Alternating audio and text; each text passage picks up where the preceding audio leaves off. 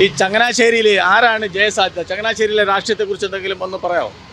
ശരിക്കും ചങ്ങനാശ്ശേരി രാഷ്ട്രീയം എനിക്ക് വലുതായിട്ട് അറിയില്ല, കാരണം ഞാൻ ചങ്ങനാശ്ശേരിക്കാരിയല്ല. പക്ഷെ എന്തായാലും കേരളത്തിൽ ഒട്ടാകെ ഒരു മാറ്റം അത്യാവശ്യമാണ്. ചങ്ങനാശ്ശേരിയിലെ NSSന്റെ ആസ്ഥാനത്തിന്റെ മുന്നിലാണ് ഞാൻ നിൽക്കുന്നത്. ഇവിടെ ഈ പ്രാവശ്യം നിയമസഭാ ഇലക്ഷനെ നേരിടുന്ന 3 മുന്നണിയും വ്യത്യസ്തരായിട്ടുള്ള സ്ഥാനാർത്ഥികളാണ്. പക്ഷേ NDAയുടെ സ്ഥാനാർത്ഥിയായിട്ടിരിക്കുന്നത് രാധാകൃഷ്ണ മേനോനാണ്. അദ്ദേഹം ഇവിടുത്തെ എല്ലാ ജനവിഭാഗങ്ങളുടെ മുമ്പിലും എത്തപ്പെട്ട് കഴിഞ്ഞു.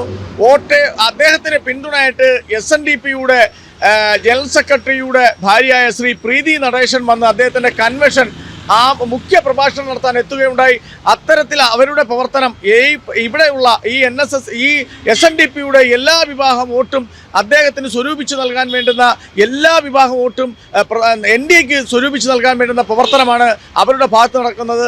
അതേപോലെ തന്നെ NSSന്റെ ജനറൽ സെക്രട്ടറി ആയിരുന്ന ശ്രീ സുകുമാരൻ നായർ, അവരുടെ സപ്പോർട്ടും അവരുടെ ആ വിഭാഗത്തിൻ്റെ സപ്പോർട്ടും എല്ലാം തന്നെ ഇവിടെ ചങ്ങനാശ്ശേരിയിൽ ഒരു മാറ്റം ഉണ്ടാകണമെന്നുള്ള അന്തർമായിട്ടുള്ള ഒരു പ്രവർത്തനമാണ് നടക്കുന്നത്.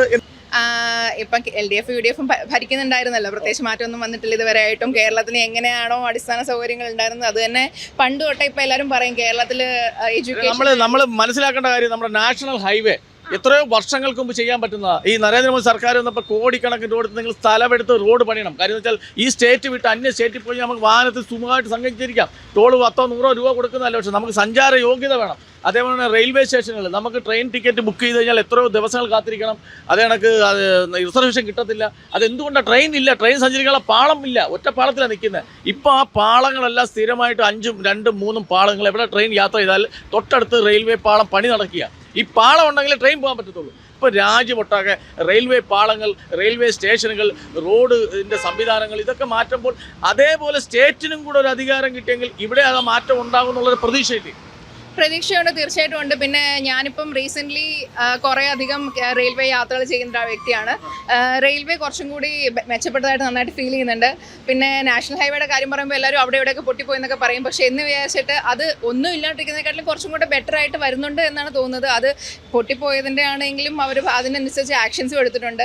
ഒരു കംപ്ലീറ്റ്ലി കറപ്റ്റ് ആയിട്ടിരിക്കുന്ന ആളെക്കാട്ടിലും കറപ്ഷൻ കുറച്ച് വന്നിട്ട് നമ്മൾക്ക് കുറച്ചും കൂടെ ആൾക്കാർക്ക് വേണ്ടതൊക്കെ രീതിയിൽ മാറ്റുന്നതാണ് ബെറ്റർ എന്നാണ് എനിക്ക് ഫീൽ ചെയ്യുന്നത്.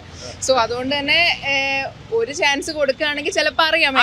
അതേപോലെ അതാണ് പറയുന്നത്, മാറ്റം ഉണ്ടാകണം. ചങ്ങനാശ്ശേരിയിൽ മാറ്റത്തിന് വേണ്ടിയാണ് രാധാകൃഷ്ണ മേനോൻ നിൽക്കുന്നത്. തീർച്ചയായിട്ടും രാധാകൃഷ്ണ മേനോൻ്റെ വോട്ട് നേടി ഇവിടെ സമുദായ സംഘടനകൾ SNDPയും NSSും കാസ പോലുള്ള സംഘടനകളും ക്രിസ്ത്യൻ എല്ലാം ഒരുമിച്ച് അദ്ദേഹത്തിന് വേണ്ടി പോരാടിക്കൊണ്ടിരിക്കുകയാണ്. എന്തായാലും അന്തിമ വിജയം നമുക്ക് റിസൾട്ട് വരുമ്പോൾ അറിയാം. തീർച്ചയായിട്ടും ചങ്ങനാശ്ശേരിയിൽ ഒരു അട്ടിമറി വിജയം തന്നെ ഉണ്ടാകുമെന്നാണ് നമ്മുടെ പ്രതീക്ഷ.